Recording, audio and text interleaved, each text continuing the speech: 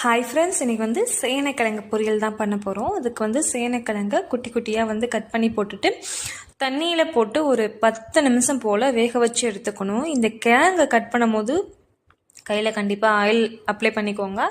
கை வந்து ஒரு மாதிரி எரிகிற மாதிரி பிசு பிசுன்னு இருக்கும். அதனால தான் இதை நல்லா வேக வச்சு எடுத்துக்கோங்க. அதுக்கப்புறம் வந்து இதுக்கு ஒரு பேஸ்ட் வந்து நம்ம ரெடி பண்ணிக்கலாம். அதுக்கு ஒரு மிக்சி ஜாரில் 2 பல்லு பூண்டு சேர்த்துக்கோங்க. தோல் இருக்காமையே சேர்த்துக்கலாம். ஒரு பெரிய வெங்காயத்தை கட் பண்ணி வச்சுருக்கிறேன், அதை இப்போ நம்ம சேர்த்துக்கலாம். 2 பூண்டு, ஒரு பெரிய சைஸ் வெங்காயம்.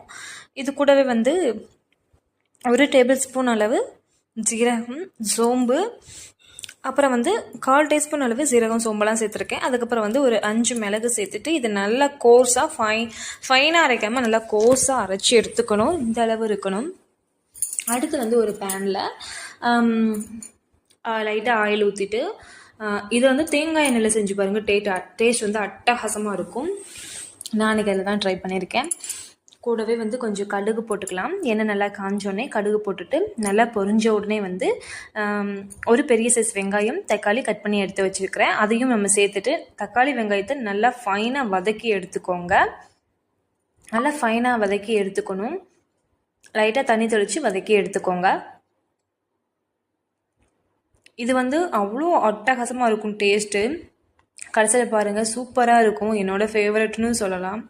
அவ்வளோ டேஸ்ட்டாக இருக்கும். இந்த மாதிரி வதக்கி எடுத்துகிட்டு 1 டேபிள் ஸ்பூன் அளவு இதில் வந்து இஞ்சி பூண்டு பேஸ்ட் சேர்த்துக்கோங்க. சேர்த்துட்டு நல்லா வதக்கி எடுத்துக்கோங்க. லைட்டாக உப்பு சேர்த்துட்டு, தேவையான அளவு உப்பு சேர்த்துட்டு இது நல்லா வதக்கி எடுத்துக்கணும்.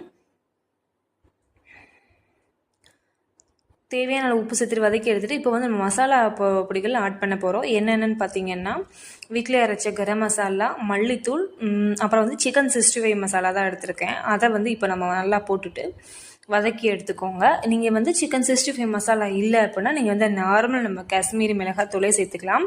லைட்டாக தண்ணி ஊற்றி இந்த மாதிரி நல்லா வந்து மைய கொலை விட்டு எடுத்துக்கோங்க. அதுக்கப்புறம் வந்து நம்ம ஆல்ரெடி முன்னாடி அரைச்சி வச்சு இந்த பேஸ்ட்டை வந்து சேர்த்துட்டு நல்லா அதோட பச்சை வாசம் போகிற அளவு நல்லா ஃபைனாக வதக்கி, பச்சை வாசம் போகிற அளவு நல்லா வதக்கி எடுத்துக்கோங்க. அதுக்கப்புறம் வந்து நம்ம வந்து ஆல்ரெடி வேக வச்சு எடுத்த இந்த சேனைக்கிழங்கு நல்லா சேர்த்துட்டு நல்லாவே வந்து அந்த தண்ணியெல்லாம் வத்துற அளவு நல்லா வதக்கி எடுத்துக்கோங்க. டேஸ்ட் அவ்வளோ அட்டகாசமாக இருக்கும்.